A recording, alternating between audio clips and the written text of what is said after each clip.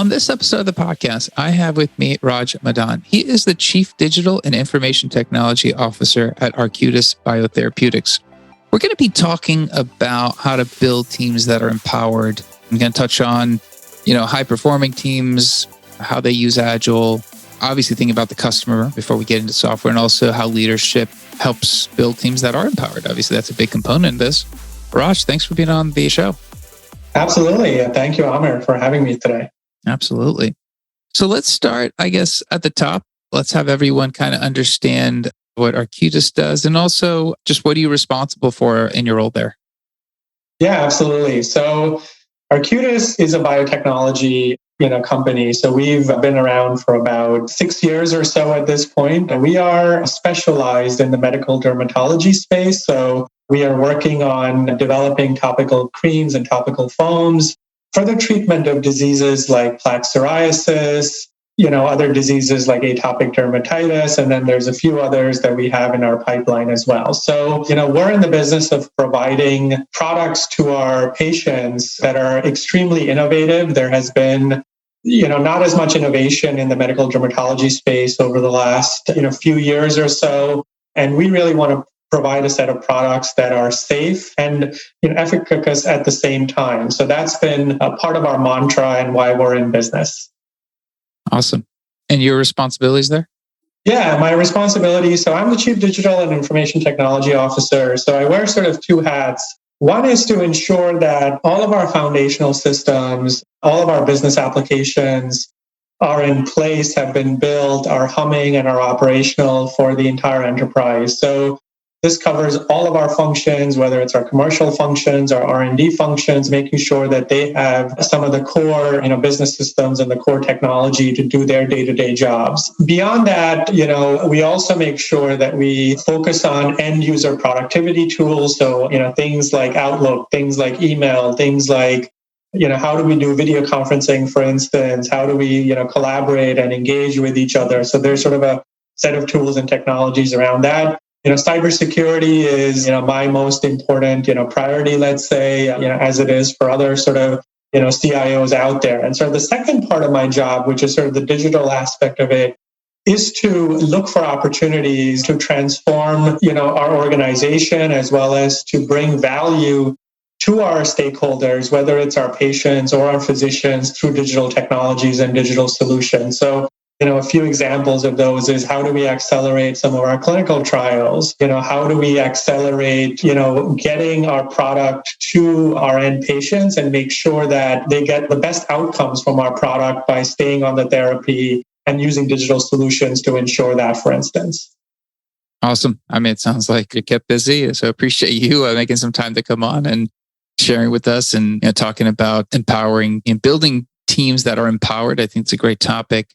I guess let's maybe start at the top. When people think about empowering teams, everyone thinks about decision-making and letting people make decisions. I guess just at a top level, when you think about empowering someone, what does that mean to you? Yeah, so empowering teams is all about allowing our teams to make decisions, making decisions at the lowest possible level within an organization. So at Arcutis, we have 12 operating principles, and I'm not going to go through all 12 of those, but, a few of my sort of favorite ones, are around ensuring that people make decisions at the lowest level. Individuals that have access to the knowledge and individuals that have access to the expertise and or are experts in that subject area should ultimately be making the decisions because they know the most about that specific area. They know the most about that specific function. They should be the ones making those decisions. Decisions don't have to, bubble up in most cases to senior managers or the executive team or the CEO. So we do a lot to sort of push down decision-making to the lowest parts of the organization.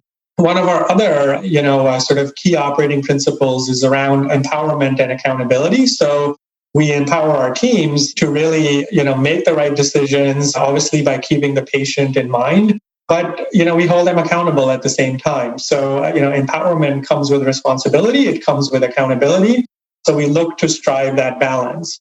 One of my sort of other favorites is around, only having meetings when you only really need meetings and only inviting people to meetings that really need to be in those meetings. And this has a lot to do with empowerment. So I've been in sort of other organizations where you have way too many people, in a meeting setting.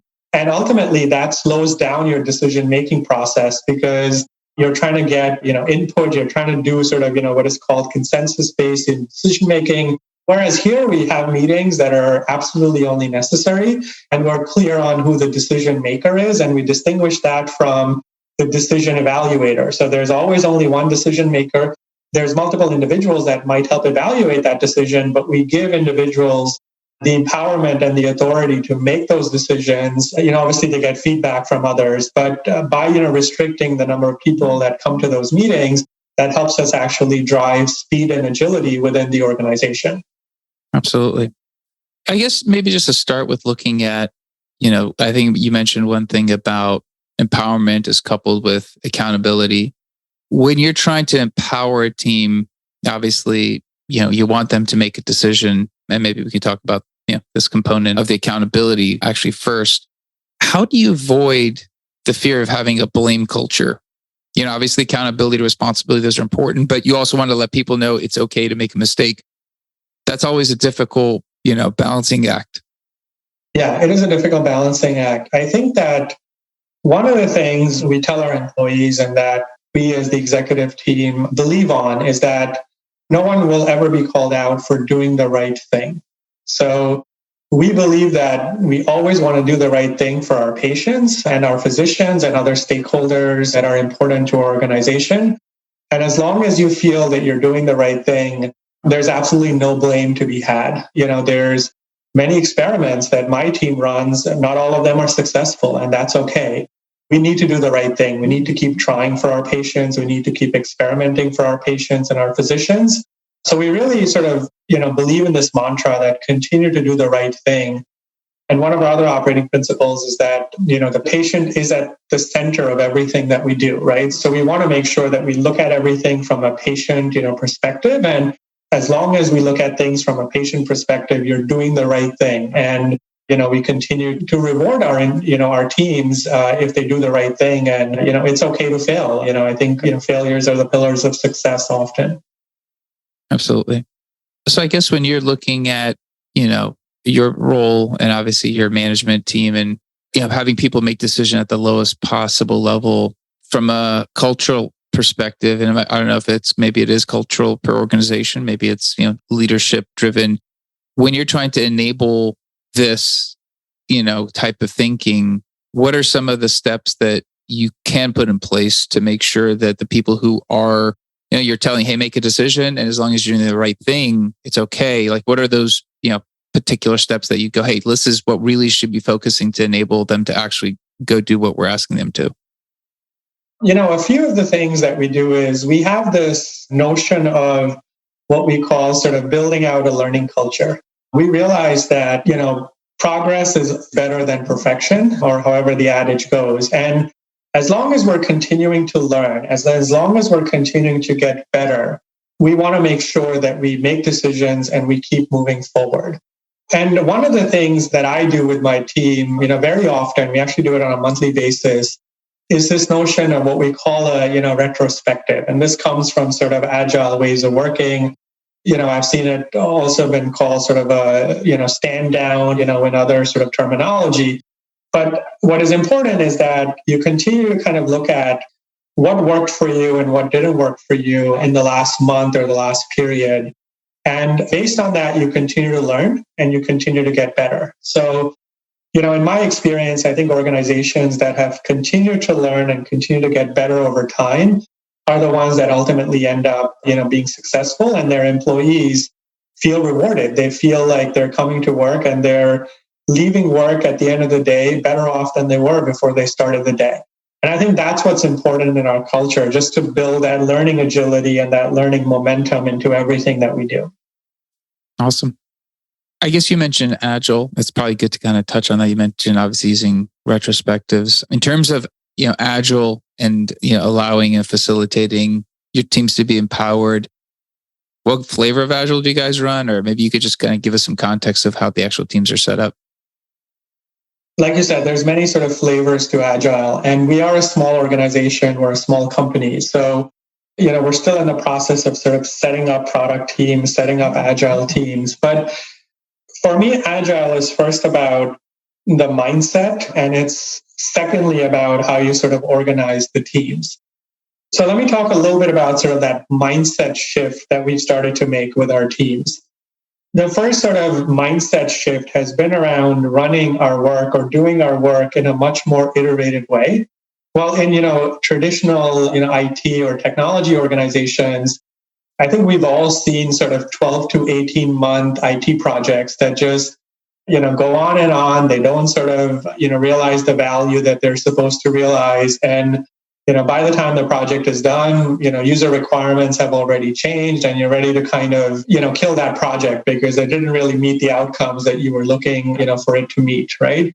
So one of the first principles we put in place is to really chunk up our work into sort of sprints or iterations so that at the end of every iteration, we want to show part of that work product to our end customer or our end consumer or end user or end patient, because we want to make sure that we're moving in the right direction. And if we're not, we need to pivot in a different direction or we need to stop that work, right? And that has helped us in a few cases. I mean, I remember running an experiment where we were looking to use sort of artificial intelligence for accelerating our drug discovery and drug development process. And we felt that this effort could actually drive value for the organization. And when we ran the first sprint, we actually saw no value coming out of the tool or the platform that we were using, and we killed the project and we moved on to something else. So, we didn't have to spend those 12 and 18 months on this project ultimately to realize the same outcome that it wasn't going to deliver any value. So that's sort of, one of the big mindset shifts we've been making. The other sort of mindset shift we've been making is to make sure that before we start any piece of work, we always think about sort of the stakeholder or the persona that we're going after, right? So, who are we doing this work for? Who is ultimately going to use this work? What do they expect from this piece of work and what outcomes are they looking for? And the word outcome is very important there because a lot of IT organizations have traditionally focused on activity instead of outcomes. And the shift we're trying to make is to focus on outcomes and to make sure that we not only, we're less interested in measuring the activity, we're more interested in measuring the outcomes. And we have a clear set of metrics we're trying to put in place for all of the systems, or at least the critical systems that we launch, to make sure that we understand what success looks like for them and we can measure those success metrics so that we deliver on the right outcome. So that's one of the other sort of mindset shifts that we're looking to make. The other sort of, big mindset shift we're looking to make is that we want to make sure that we prioritize our work based on the value that it delivers to the organization or the stakeholder in question. So, I've sort of, traditionally seen a lot of, IT projects get done because there's, some senior executive calls you and says, this is very important for the organization. But we fail to often sort of weigh that priority against other priorities. And we're getting into sort of these planning cycles now where we are relatively weighting different requests that come in and making sure that we work on the ones that are going to deliver the most value for us as an organization or for our stakeholders. So there's this sort of prioritization process that we're going through that is much more value focused, and less focused on sort of who picked up the phone and called you, right? So that's one of the other sort of mindset shifts that we're looking to make as part of this agile ways of working. Interesting. Yeah, you mentioned focusing on measuring the outcomes, not the activities. Are there any specific metrics that you can maybe call out that you do use to measure those outcomes? Yeah, absolutely. So it depends on sort of the product or the system that we're talking about here, right? So, ultimately, if you think of something as simple as a website, or if you think of an e-commerce website, let's just take that as an example. On an e-commerce website, activity would mean how many visitors did I get on the website, for instance, whereas outcome would mean what was my revenue, for instance? What were my transactions? What was my conversion? And that kind of thing, right? So system by system, we are looking at metrics and we're trying to define metrics that say, here are the outcomes that we want to go after for this specific system. In certain cases, it's going to tie to top line. In other cases, it's going to tie to bottom line, right? So, a customer relationship management system or a CRM system, for instance, historically, we've tracked the number of sales calls that a sales rep makes, for instance, right? What we would ideally want to track is what is the impact that those sales calls are having on the revenue of the organization, or on patient outcomes, or on scripts that physicians have written, and that kind of thing. So we need to establish more of an outcome picture as opposed to an activity picture. That definitely sounds like it aligns with the whole agile mindset shift. You mentioned something interesting about wanting to accelerate the project, finding out sooner. I've heard a lot about failing faster is sometimes better than failing slowly. Just listening to you, the empowerment sounds like it ties into let's find out faster, because sometimes that speed and the learning can be applied differently. Have you guys been seeing, examples of that, the empowerment, and even though people are failing, those lessons are actually helping the team and people just progress forward more? Yeah, absolutely. So, a great example actually is from last week. So we've tried in the past to sort of roll out a few, enterprise-wide solutions. And, while they've been successful, we've had, learnings along the way. So, there was a hiccup here, there was a hiccup there, and we've taken those learnings. And last week, we had sort of a challenge on our hands where we were asked, or we sort of needed to roll out a contact tracing solution. So think about we're all living in this COVID world. We were going to have about 100 employees come together, for an all-staff meeting. And what has historically happened is that if one employee tested positive, we've had to quarantine or isolate, the entire organization or whoever was there at that event. And that was, just not going to work for us anymore, right? We're about to get into sort of a commercial launch phase of our company, and we wanted to make sure that we weren't isolating employees that had been in no contact with a employee that might have tested positive. So we had this opportunity to roll out a contact tracing solution. I'll spare you the details of it, but the agility with which we did it, we were able to select the solution, pilot it, roll it out in a week. And while we had a positive case of COVID, only 3 employees had to actually quarantine. The other 97 were able to attend the event. Whereas if we did not have the solution, all 100 employees would have had to quarantine. So that's a great example of where we used agility. We took a risk, we moved forward, but we had applied a lot of the learnings that we had from previous sort of, enterprise projects or enterprise rollouts that we had done. And we were able to apply that to this specific initiative. Awesome. It sounds like, you guys are undergoing a big transformation. I didn't want to say digital transformation because that's used a lot, but it sounds like a lot of things are shifting. And I'm a big fan personally of trying to fail faster if we're going to fail versus waiting 8-9 months and then all the extra due diligence goes down the drain. And just this example you provided seems like it's a tangible impact to the company. I was going to ask you, now that you've been kind of watching the company go through this, is there anything that as you're kind of looking back, you're like, I wish I kind of knew something a little bit different, or if I had to redo it, I'd retrace my steps and maybe, make an adjustment. Is there anything that stands out so far? One of the things that I should have realized, I think, kind of walking into this organization was it actually had a lot of agile principles already embedded into its culture. So if we look at our operating principles, the 12 that I described, I would say that most of those 12 actually have some flavor of agile kind of built into it. One of our principles actually is around being outcome focused, not being activity focused, for instance, right? That's one of our principles, which again, relates quite a bit, to an agile ways of working, for instance. So, I think for me, I probably underestimated a little bit that the organization was already ready and was already operating in an agile way without even recognizing that it was operating in an agile way. Had I sort of recognized that, I think it would have made my job a little bit easier because, I think some of these principles, while we might be using different terminology within the organization, are quite second nature to the organization. So I think that's been one of my big learnings along the way. Awesome. Raj, thanks for coming on. Thanks for chatting with us. I was going to ask you, a couple of my wrap-up questions here is there a topic you'd want a future guest to come on the show to talk about? Is there something that you'd be like, hey, I'd love to hear a little bit of a point of view from somebody else? Yeah, I think one of the big topics that might be useful to not only me, but a lot of us is around this notion of a hybrid workplace and how companies are thinking about it. I don't think any one of us has sort of, cracked the code on it, so as to speak. So I think just hearing about how people are working, in a hybrid environment, what's working for them, what's not working for them, what have been some of the lessons learned, I think that would be super helpful, to actually maybe chat about and learn about. Awesome.